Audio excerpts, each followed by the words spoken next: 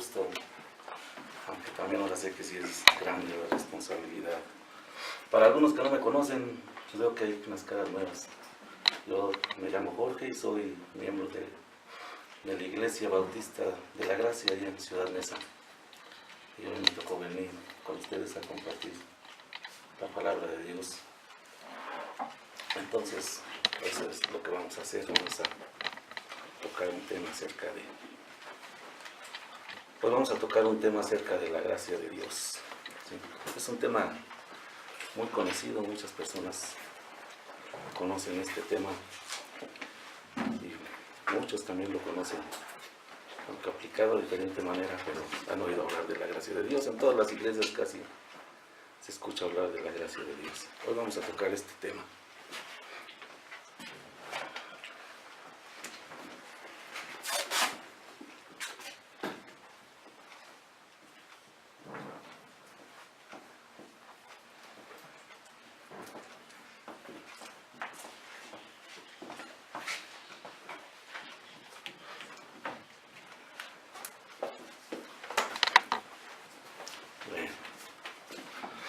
Vamos primeramente a hacer una oración, inclinemos nuestros rostros. Nuestro Padre Celestial, te agradecemos, Señor, este privilegio, Padre. Pues quiénes somos nosotros, Señor, para que hayas tenido tu misericordia, Padre, y nos hayas dado este privilegio de poder estudiar de tu palabra. Queremos pedirte de tu ayuda, Señor, porque sabemos que este tema es un tema crucial en la salvación de muchas personas. Queremos, Padre, que nos ayudes, que tú abras nuestra mente, nuestros ojos, nuestros oídos, Señor, para poder entender, para poder ver y para poder escuchar, Señor, lo que tú nos quieres decir. Ayúdanos, Padre, en nuestra incapacidad, porque sin tu poder, Señor, sin el poder de tu Espíritu, de nada vale, Señor, que prediquemos tu verdad.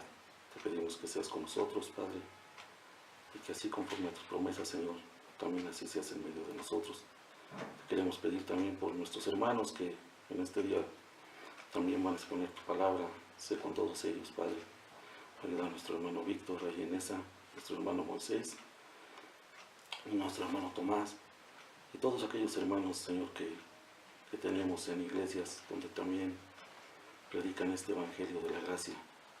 Te pedimos todo esto y te damos gracias por ello en el nombre de Cristo Jesús. Amén. Amén. Bueno, vamos a hablar acerca del tema de la gracia de Dios, ¿sí?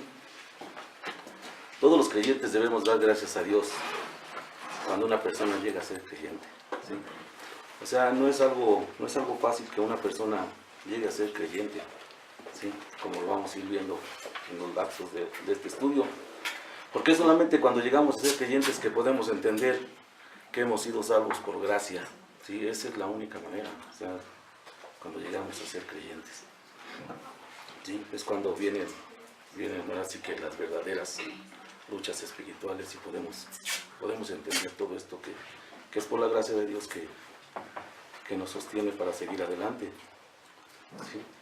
Es Dios el que diseñó este plan, y también es Dios el que lo ejecuta. Y en todo este proceso es manifestada su gracia, el inmerecible o el merecido favor de Dios.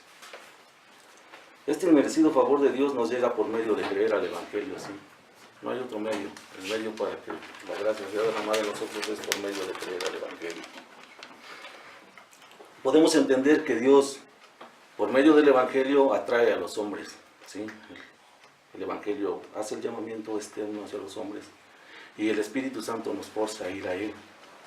Podemos decir que por medio de la predicación o la lectura de su palabra, envuelve a los hombres y el Espíritu Santo hace la labor en el corazón del hombre, ¿sí? Que al ver su condición como pecador, acude voluntariamente a Dios en busca de perdón. ¿Sí? Esa es la obra del Espíritu Santo. ¿Sí? Contristar el corazón, hacerle ver que es pecador y que necesita del perdón y de la gracia de Dios. ¿Sí? Y es el Espíritu Santo quien le da una revelación de Cristo como Señor y Salvador, y su Salvador. ¿Sí?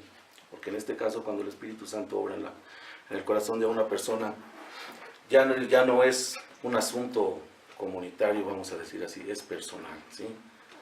La salvación en cada persona es personal. El Espíritu Santo trata personalmente con cada persona que llega a escuchar el Evangelio y llega a tener este convencimiento de que es una persona pecadora y que necesita confiar en Cristo y verlo también como su Salvador. La Biblia nos enseña que todos los hombres somos responsables delante de Dios y que el hombre realiza cada uno de sus actos no siendo forzado externamente. En eso consiste su voluntad libre.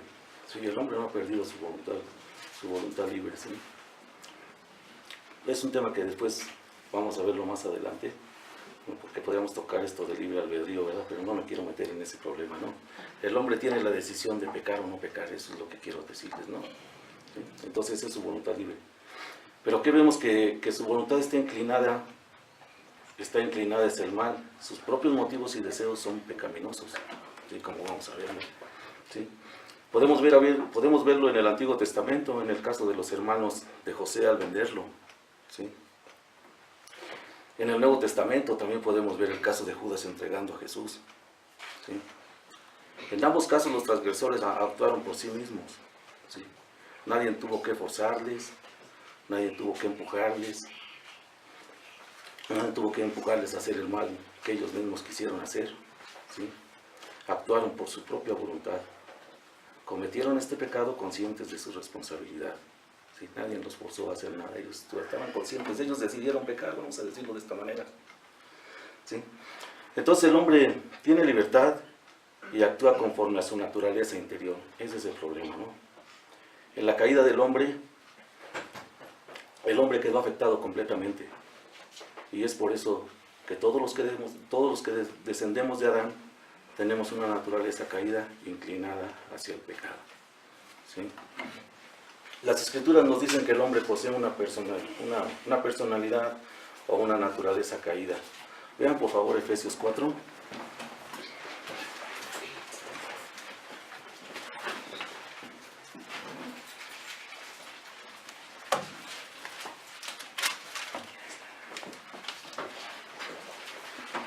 Sí, Efesios 4:18, por favor.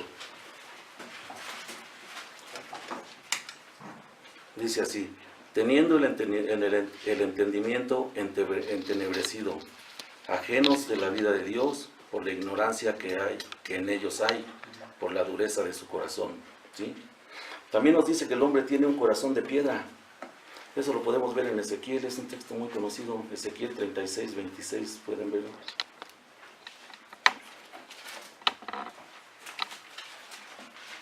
Ezequiel 36:26. ¿Qué dice el profeta? Dice: os daré corazón nuevo y pondré espíritu nuevo dentro de vosotros y quitaré de vuestra carne el corazón de piedra y os daré un corazón de carne. ¿Sí? Entonces vemos que también tenemos un corazón de piedra. También nos dice que su voluntad está esclavizada al pecado. Vean Romanos 6, por favor.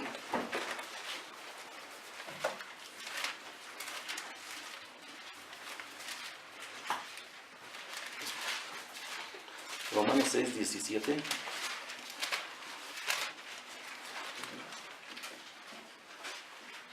Dice así: pero gracias a Dios que aunque erais esclavos del pecado,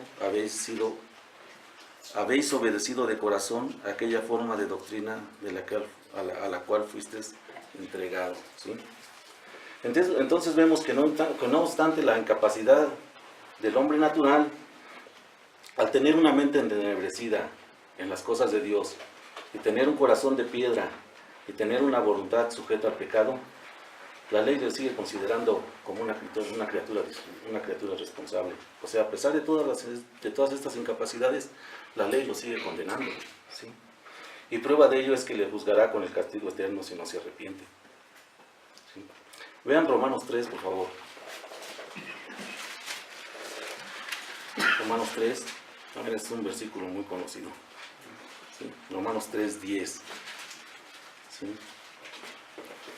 Dice: como está escrito, no hay justo ni aun uno, no hay quien entienda, no hay quien busque a Dios, Todos se desviaron a una, se hicieron inútiles. No hay quien haga lo bueno, no hay ni siquiera uno. Estas son las condiciones del hombre, ¿sí? Si la salvación está en Dios y no hay quien la busque, si no hay quien entienda, ¿sí? Todos somos inútiles y no hay ninguno bueno, ¿cómo podrían ser salvos?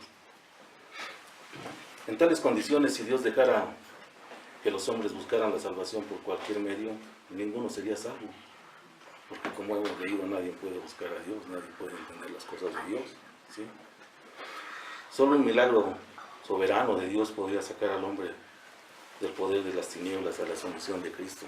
O sea, si no hay quien entienda, si no hay quien busque a Dios, solamente Él podía tomar la decisión de salvar a los hombres. Cuando un hombre llega a tener contacto con el Evangelio, el Espíritu Santo hace la obra en el pecador. Es lo que estamos diciendo, ¿no? El Espíritu Santo contrista el corazón de los hombres y los hace ver su realidad, los hace ver como pecadores delante de Dios, ¿sí? ¿Y qué hace? Le provoca una profunda convicción de pecado, ¿sí? O sea, siente que es pecador, ¿sí? Quebranta su corazón, dándole una revelación de Cristo. Como su Señor, ya no solamente lo va a ver como Dios, sino también lo va a ver como su Salvador. Va a entender entonces la obra de Cristo, va a entender que solamente Él es el Salvador. Es entonces que va Cristo voluntariamente, ¿sí? Y podemos ver en la vida de Pablo, ¿no? Su soberbia, todo lo que hacía. Un hombre pecador, se decía que era el primero de los pecadores, ¿no? Hasta que tuvo esa revelación de Cristo, ¿sí? Es entonces cuando el hombre pecador va a Cristo y puede decir así como el apóstol Pablo: Señor, ¿qué quieres que yo haga? ¿Sí? Cuando vemos esta situación, cuando vemos el peligro en el que estamos, cuando estamos perdidos, que estamos destinados al infierno, entonces vemos esta gracia, vamos a decirlo así, esta gracia de Dios. Y entonces sí podemos acercarnos a Cristo pidiendo misericordia. Cuando un hombre experimenta en su mente y en su corazón esta convicción del pecado, puede ver dónde se encuentra, ¿sí? Y puede ver dónde se encuentra esta gracia salvadora, ¿sí? Aunque la Biblia nunca leemos un versículo donde nos diga gracia salvadora, ¿verdad? Pero podemos ver que la gracia que proviene de Cristo es la que salva. A eso nos referimos cuando decimos que es una gracia salvadora, ¿sí? Y puede ver entonces que el único medio que Dios ha dispuesto, para el perdón del pecado, ¿sí? Y es de esta manera que viene a Cristo, sabiendo que solamente por gracia puede ser salvo, y que es en Cristo donde se encuentra esta gracia, la gracia que salva, ¿no? Cristo es el único que puede proveer de esta gracia que salva por medio de su obra, ¿sí? ¿Cómo podríamos nosotros definir la palabra gracia? No es fácil, ¿verdad? O sea, no sé cuántas veces se pronuncia la palabra gracia en toda la Biblia, y aparte aplicada en diferentes diversidades, ¿no? O sea, no nomás se aplica como regalo, ¿sí? Hay veces que nos dice escogidos, apartados, o sea, todo eso quiere decir que depende de esa gracia, que proviene de esa gracia, ¿no? O sea, apartados que por gracia, escogidos por gracia, ¿sí? O sea, tiene diferentes diversidades, ¿sí? No es fácil aplicar esta palabra. ¿Cómo podríamos entender la verdad acerca de la gracia en una simple frase, ¿no? Por gracia, ¿sí? Nosotros no podemos entenderlo, ¿no? ¿Cómo podemos entender que Dios haya tenido amor, ¿sí? Que haya tenido gracia para alguien que merecía su vida, ¿no? Yo no puedo entender cómo Dios haya tenido misericordia de mí, cómo me haya amado, cómo me haya dado su gracia. No lo puedo entender. ¿Sí? Es algo que no podemos entenderlo, pero debemos creerlo. Sí, debemos creer que Dios nos salva por gracia. Entonces debemos de ver la gracia como una de las perfecciones divinas, o como un atributo en la naturaleza de Dios. Solamente Dios puede tener este poder de derramar gracia, ¿sí? En nosotros no hay. Si nos consideramos a nosotros mismos como somos, veremos que no hay nada de esto en nosotros. Dios es un Dios de gracia. Él sostiene todas las cosas en este mundo por su gracia. Él colma de bendiciones aún a hombres que no las merecen. por gracia también. Muchos creyentes, algunos creyentes que han sido distinguidos, ¿no? Que conocemos, que han escrito, no sé, algunos comentarios, o sea, libros muy buenos, ¿no? Acerca del Evangelio, han tratado de definir esta palabra, ¿no? Y describirla. Y todos han llegado a la conclusión de que gracia y amor son esencialmente lo mismo, ¿no? ¿Sí? Es la misma esencia en la palabra, el amor y la gracia. Significan lo mismo. Si analizamos la definición y la descripción de la gracia de Dios, encontramos que la palabra gracia es aplicada en las Escrituras a tres cosas. Vamos a ver cuáles son esas tres cosas. En primer lugar, vemos que la actitud o disposición del amor y favor de Dios hacia los pecadores es llamada gracia, ¿sí? Pueden ver Génesis 6, por favor.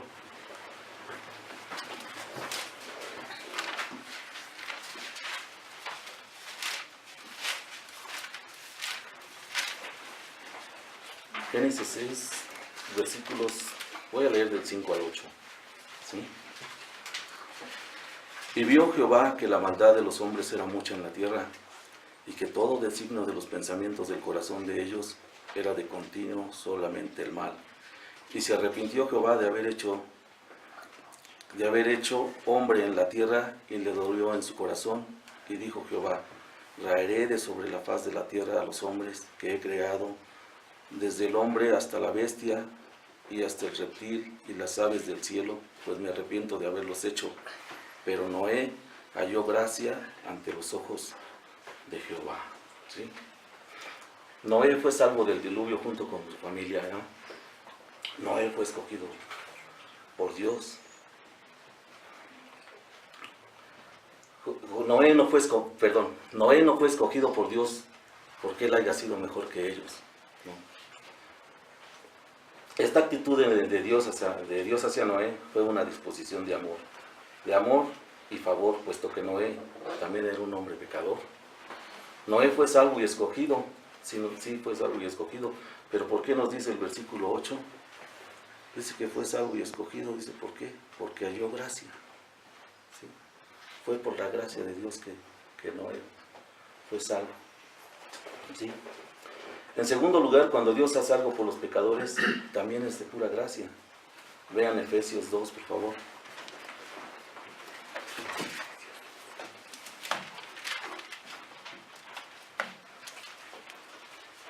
Efesios 2, 8. Dice así: porque por gracia sois salvos por medio de la fe, y esto no de vosotros, pues es un don de Dios, ¿sí? Este versículo nos da a entender que la fe que nos lleva a arrepentirnos, que la fe que nos lleva a obedecer el Evangelio, proviene de la gracia de Dios, ¿sí? ¿Sí? Es un don de Dios. La fe no es algo que el hombre posea, tampoco es algo que pueda tener o que pueda ejercitarse para conseguirla. Es un don de Dios. Y ha destinado el Evangelio para obtener esta fe, ¿sí? Es por medio de creer, ¿no? Esta fe nos es dada, ¿sí? Entonces el Evangelio es el medio para obtener esta fe. Ahora, sabemos que la Biblia enseña pasajes que hablan de la gracia común y de la gracia especial de Dios, ¿sí? Hay dos tipos de gracia, los podemos ver aquí en la Biblia. Podemos decir que la gracia común es aquella que se refiere a todos los hombres en general, ¿sí? Vean por favor Mateo 5.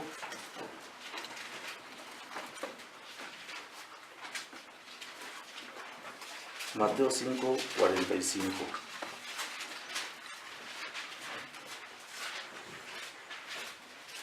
Dice así: para que seáis hijos de vuestro Padre que está en los cielos, que hace salir su sol sobre malos y buenos, y que hace llover sobre justos e injustos. Ya lo hemos dicho, Dios derrama bendiciones aún a los hombres malos, hombres que no le buscan, que no quieren saber de Él. Y Dios derrama su gracia también sosteniendo todas las cosas de este mundo, ¿sí? Ahora, la gracia especial es aquella que es concedida al pueblo elegido de Dios. Vean por ejemplo, en Hechos 3. en el versículo 48. ¿Sí? Dice así: los gentiles, oyendo esto, se regocijaban y glorificaban la palabra del Señor, y creyeron todos los que estaban ordenados para vida eterna. ¿Sí? ¿Quiénes creyeron? Todos los que estaban ordenados para vida eterna, todos aquellos que habían sido elegidos por Dios. Si creyeron los que estaban ordenados para vida eterna, quiere decir que también algunos de los que estaban ahí no creyeron. ¿Sí? También vemos, todos los creyentes saben cuánto Dios nos ha perdonado.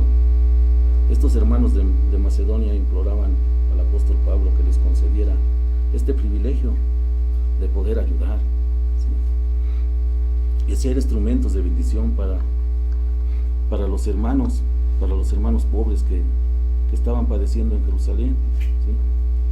Veían la ofrenda como un privilegio, no lo veían como una obligación, ¿sí? Esta era una obra del Espíritu Santo en sus corazones, ¿sí? Un corazón regenerado es lo que puede hacer esto. El creyente entiende que el cambio que se ha afectado en su vida ha sido de gracia. Todos los creyentes muchas veces ni siquiera nos hemos dado cuenta de cómo X o tal pecado ya no nos atrae como antes. O sea, posiblemente había alguna cosa que nos gustaba y de repente pues ya dejó de gustarnos, o sea, y no nos explicamos cómo es que sucedió esto, ¿no? Es el poder de la gracia. Lo que antes amábamos, hoy ya no nos domina. En algunas ocasiones era un pecado que no podíamos resistir, ¿sí? No lo podíamos resistir, caíamos siempre con él, ¿no? Y ahora ya ponemos el poder de rechazarlo, de decirle no al pecado, ¿sí? Los creyentes reconocen que el cambio que se ha efectuado en su vida ha sido de gracia, ¿sí? Porque no hemos hecho nada, o sea, no hemos podido, inclusive si quisiéramos por nuestra propia voluntad tratar de vencer algún pecado, no podríamos, ¿sí? El pecado nos tiene dominados, ¿sí?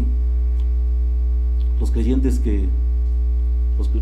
reconocen que el cambio que se ha efectuado en su vida ha sido de gracia, y no solamente eso, reconocerán por toda la eternidad que han sido salvados por la gracia de Dios, y reconocerán también que no fueron sus méritos, que no fueron sus obras, ni su decisión aún la que les causó su salvación, ¿sí? Podemos ver también que la gracia de Dios es eterna, ¿sí? Vean por favor la segunda de Timoteo.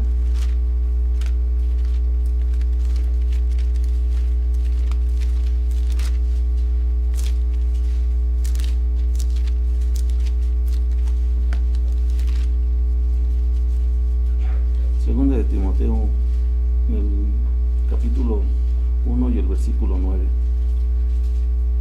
Dice: quien nos salvó y llamó con llamamiento santo, no conforme a nuestras obras, sino según el propósito suyo y la gracia que nos fue dada en Cristo Jesús antes de los tiempos de los siglos. ¿Sí? Esta gracia que nos fue dada antes, podríamos decir que antes de la fundación del mundo. El apóstol Pablo nos dice que la salvación, la cual es obra de su gracia, que esta salvación fue concedida por Dios en la eternidad. Esta salvación por gracia es algo que Dios quiso hacer, aún como lo leemos, ¿no? antes de la fundación del mundo. El apóstol nos dice que esto es algo que Dios quiso hacer, ¿sí? Porque Dios no estaba obligado a hacerlo, ¿sí? Y es de acuerdo a ese plan de salvación que nosotros los creyentes podemos disfrutar ahora de esa dádiva, la salvación, como un regalo inmerecido, algo que no merecemos, un regalo que proviene de la gracia de Dios, ¿sí? Y viéndolo desde ese punto podemos ver que cuando hablamos de la salvación podemos ver un contraste que hay entre la salvación y la gracia, ¿sí? Vemos por medio de la Biblia que Moisés fue el portador de la ley, ¿sí? Es la naturaleza de la ley el hacer demandas, ¿sí? Los mandamientos de la ley de Dios colocan al hombre como culpable, condenado y alejado de Dios, ¿sí? Porque no podemos cumplir ninguno de los mandamientos, ¿sí? La ley nos condena, ¿sí? Sí, esa es la naturaleza de la ley. Incluso la ley condena al mejor de los hombres, ¿sí? Si ustedes pueden conocer a algún hombre que lo conozcan, que sea muy buena persona, muy buena, la ley lo condena a una, ¿no? Podríamos pensar, no, pues es que yo conozco a don Panchito, a tal persona, no, está siendo muy bueno, esta otra persona, qué buenos son. La ley los condena. ¿Por qué? Porque la ley de Dios demanda una justicia perfecta, ¿sí? Y en este mundo no hay un hombre que pueda vivir una vida perfecta. Todos pecamos, todos somos pecadores, no hay un hombre que lo pueda hacer. Entonces, mientras un hombre busque la salvación por guardar la ley, está condenado, porque no puede cumplir con las demandas de la ley. Uno solo de los mandamientos no los puede cumplir, ¿sí? Y aunque cumpliera 9 y fallara en uno, ese solo pecado lo condenaría, ¿sí? Ahora vemos el contraste en Cristo, que fue el portador de la gracia, ¿sí? Hemos visto que la naturaleza de la gracia es otorgar bendiciones, ¿no? Las bendiciones que nos vienen por parte de Dios. Esa es la naturaleza de la gracia. Y también vemos que por medio de la gracia que hay perdón de pecados. También vemos que por medio de la gracia hay perdón aún para el peor de los pecadores, ¿sí? Hijos, quisiera poner de ejemplo otra vez. Voy a poner a Pablo, ¿no? Él se decía el peor de los pecadores, ¿sí? Y él fue puesto como ejemplo, ¿sí? Como ejemplo de la gracia de Dios, ¿sí? Que Dios tuvo misericordia de él y lo perdonó. Entonces, si Pablo se consideraba el primero de los pecadores, pues a lo mejor algunos de los que están aquí presentes decían, pues yo soy el segundo y yo el tercero, ¿no? Yo el cuarto, ¿no? Entonces, si hubo gracia y hubo perdón para el peor de los pecadores, lo mismo puede ocurrir para el segundo, para el tercero, ¿no? La gracia otorga el perdón de pecados al hombre más pecador. Vemos que la gracia, quien provee una justicia perfecta, vemos que es la gracia quien provee una justicia perfecta, confiando y creyendo en la obra de Cristo. ¿Cómo podemos ser justificados por gracia? Creyendo en esto, creyendo en la obra perfecta de Cristo, ¿sí? Él sí cumplió con todas las demandas de la ley y él vivió una vida perfecta. Vean Romanos 10:4, por favor.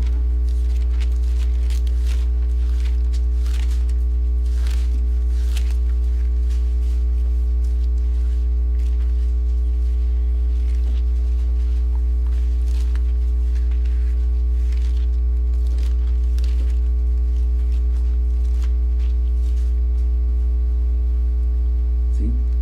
Dice, porque el fin de la ley es Cristo, para justicia a todo aquel que cree. Es así como el hombre puede escapar de la condenación de la ley, ¿sí? ¿Por cómo? Por medio de la justicia de Cristo, ¿sí?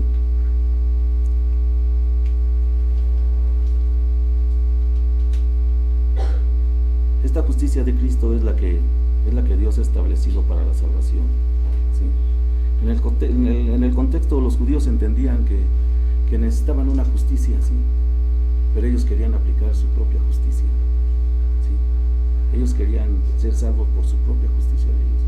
Creían que cumplían la ley, creían que podían ser salvos por medio de cumplir con todas las ceremonias y con todo lo que hacían estos judíos, tratando de guardar la ley, ¿no? Y esto es lo que hacen muchos hombres hasta este día, ¿no? Muchos hombres piensan que pueden guardar la ley, que pueden ser salvos por sus buenas obras, por su ley, porque han sido buenos, porque guardan los mandamientos, ¿no? Algunos se atreven a decir que yo no peco, ¿sí? Entonces la Biblia también nos enseña que hay un contraste en lo que el pecado y la gracia producen, ¿sí? Vean por favor ahí mismo en Romanos 5.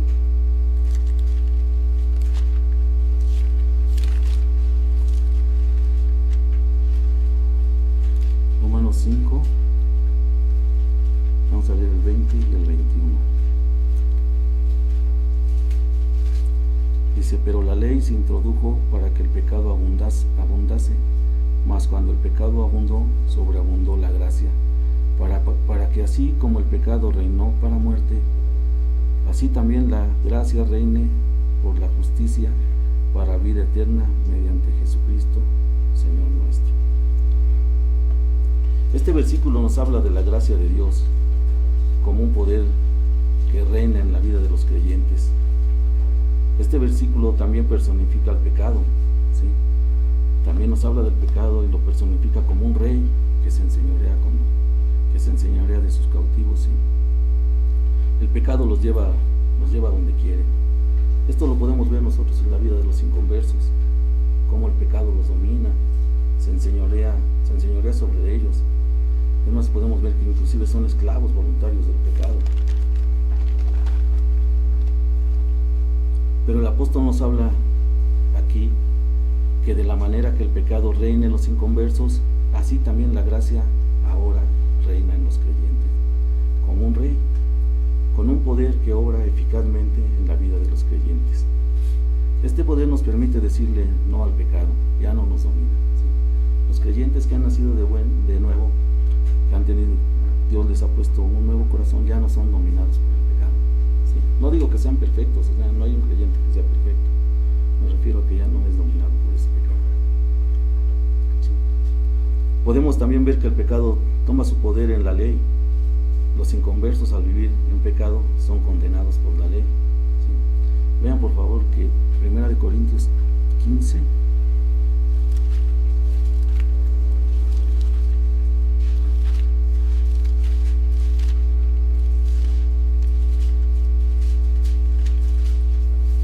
56 dice así: ya que el aguijón de la muerte es el pecado, y el poder del pecado la ley, ¿sí?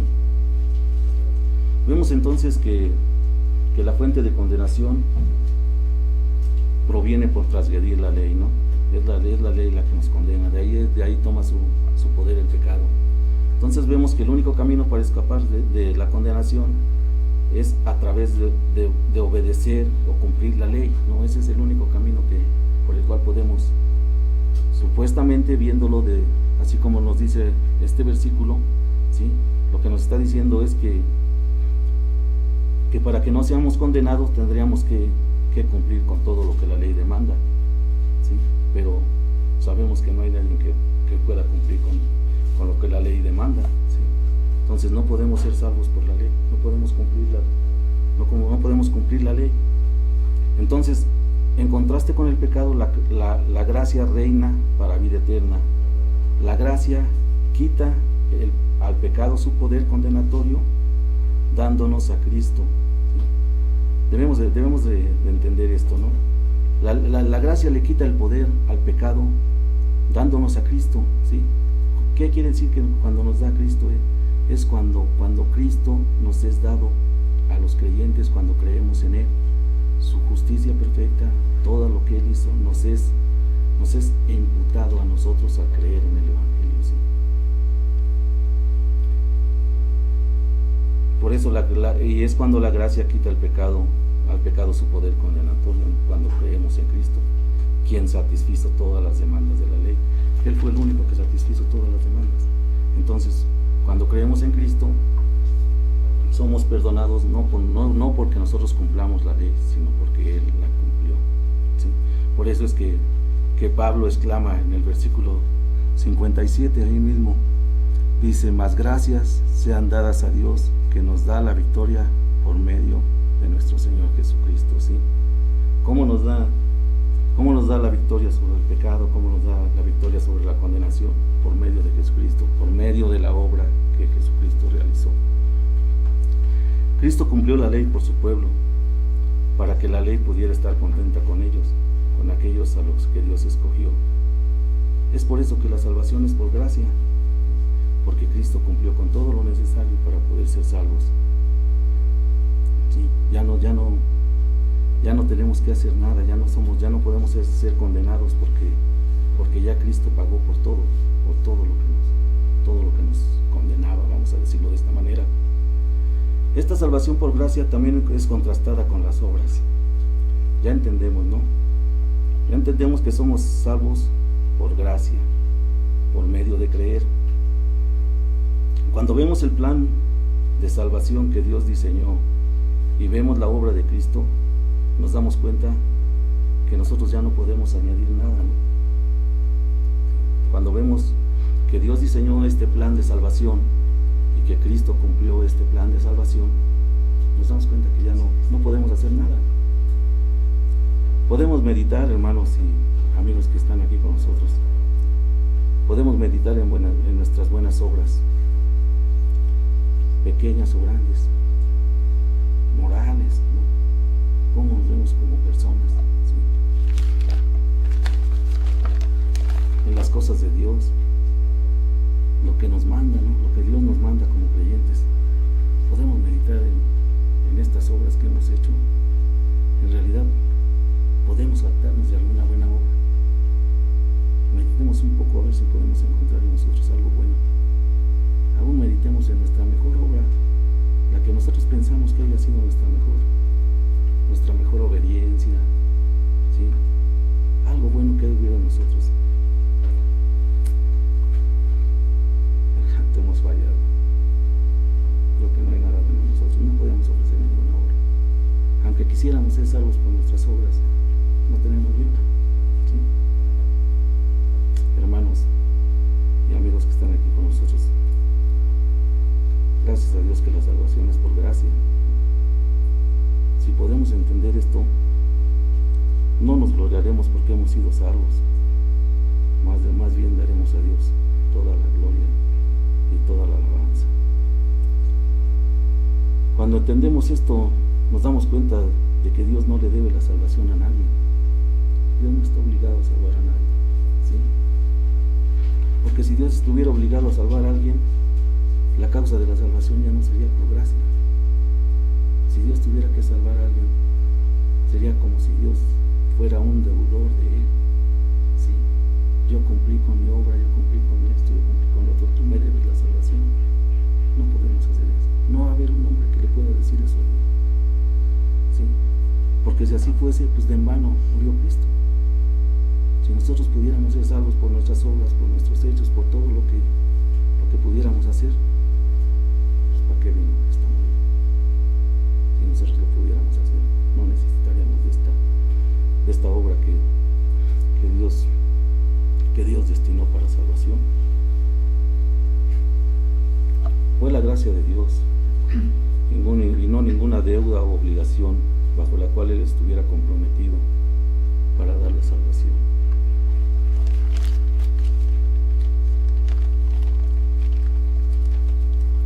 Ya lo dijimos, fue la gracia de Dios lo que causó que Él proveyera la salvación para los pecadores, ¿sí? Fue Dios el Padre quien escogió a aquellos que serían salvos, ¿sí? Él los escogió desde la eternidad. Este pacto es un pacto eterno. Quizás algunos de todos, la mayoría de los que estamos aquí hemos oído hablar de este pacto eterno. Hemos leído algunos versículos donde dice que a nosotros se nos ha de revelar este pacto eterno. Este es el pacto eterno del que se habla en la Biblia, del que se habla en el Antiguo Testamento, ¿sí? Este es el pacto eterno entre Dios, el Padre, el Hijo y el Espíritu Santo, ¿sí?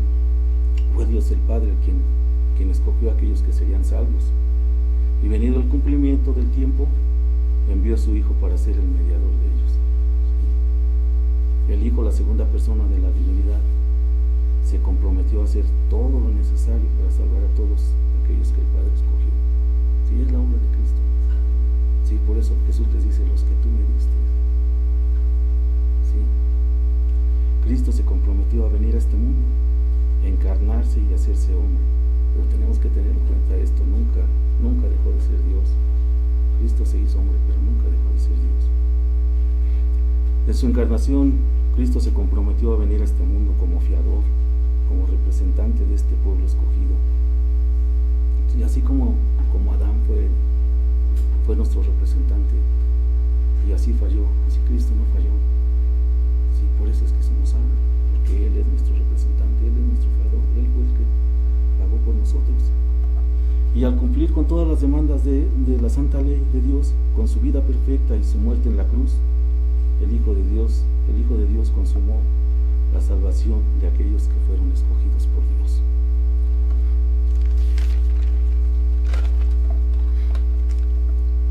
Ahora, el Espíritu Santo es el que administra, es el administrador de la gracia. Ya lo hemos visto, ¿no? El Espíritu Santo toma las cosas de Cristo para otorgarlas al pecador. Es el Espíritu Santo el que nos muestra la obra de Cristo puesta a nuestro favor cuando creemos en Él. Él es el que da vida a las almas. Él es el que da vida a las almas que el Padre escogió y conduce a Cristo a todas las ovejas por las cuales el buen pastor puso su vida. Si es el Espíritu Santo el que nos lleva a Cristo, es el Espíritu Santo el que nos hace ver nuestra necesidad de creer en Cristo, de buscar a Cristo, de entender que Cristo es el único medio que tenemos para salvación. ¿Sí? No hay otro medio. Dios no ha diseñado que tenemos que creer. No tenemos que poner nuestros ojos en ninguna cosa que nos enseñe. Esta es la diferencia que hay entre algunas iglesias, ¿sí? ¿Sí? Donde pudieran enseñar la salvación por obras y por gracia, vamos a decir las dos juntas. No puede ser así. ¿Sí? O la salvación es por obras o es por gracia. ¿Sí? Ya vimos que por obras ninguna persona puede ser salva. Por eso nosotros creemos en la salvación por gracia. Es por gracia. Por gracia sois salvos. ¿Cuántas veces lo hemos escuchado? ¿Cuántas veces lo hemos leído? Es el Espíritu Santo el que conquista el corazón endurecido, es el que lo regenera. Sí, el Espíritu Santo obra en el corazón, nos hace ver esta necesidad, nos hace ver nuestro pecado, nuestra pecaminosidad, ¿sí? Y es el que nos lleva a Cristo, ¿sí? Y es así que el Espíritu Santo revela el amor del Padre al escogernos, ¿sí? Porque ya lo habíamos dicho, ¿no? La gracia y el amor significan lo mismo. Podemos ver el amor del Padre al escogernos. ¿Qué lo motivó? Nada bueno, nosotros. Nos escogió antes de la fundación del mundo, aún siendo pecadores. ¿Sí? Entonces ahí el Espíritu Santo nos muestra el amor del Padre al escogernos y aplica la gracia del Hijo, su obra, aplica la gracia de su Hijo como una obra, en su obra como un regalo. ¿Sí? La gracia que recibimos del Hijo es como un regalo, su obra perfecta es un regalo para nosotros. Es algo que Dios hizo y que Cristo cumplió al morir y vivir una vida perfecta en la cruz. Es por eso que somos salvos. Y es así como se consuma este pacto eterno. Esa es la única manera de que nosotros podemos ser salvos por gracia. Es creyendo en esto, lo que enseña la Biblia. ¿Sí? Entonces, pues, si algunos de nosotros todavía estamos pensando que podemos ser salvos por nuestras obras, que podemos llegar a merecer la salvación porque vamos a hacer esto, vamos a hacer lo otro, quitémonos de nuestra mente estas cosas y confiamos solamente en Cristo, entreguémonos a Él, obedezcamos al Evangelio, a todo lo que Él nos pide. Que Dios les pueda dar el entendimiento y a todos nosotros, ¿no? O sea, entender cada vez más acerca de esta gracia. Sé que es difícil, algunas personas por eso muchas veces no han llegado a ser convertidas, no les cabe, no pueden entender esto. ¿Sí? Que Dios nos dé el entendimiento para poder entenderlo y para poder aplicarlo a nuestras vidas. ¿Sí? Vamos a orar. Nuestro Padre Celestial, te damos las gracias, Señor, por este privilegio que hemos tenido, Señor, de poder estudiar tu palabra. Te agradecemos, Señor, de tu presencia aquí con nosotros, Padre. Sabemos que tú eres un Dios fiel y que siempre cumples tus promesas. Te pedimos, Señor, que así sea, Señor, en la vida de cada uno de los que estamos aquí presentes. Que tu Espíritu Santo haga la obra en nuestros corazones, Señor, que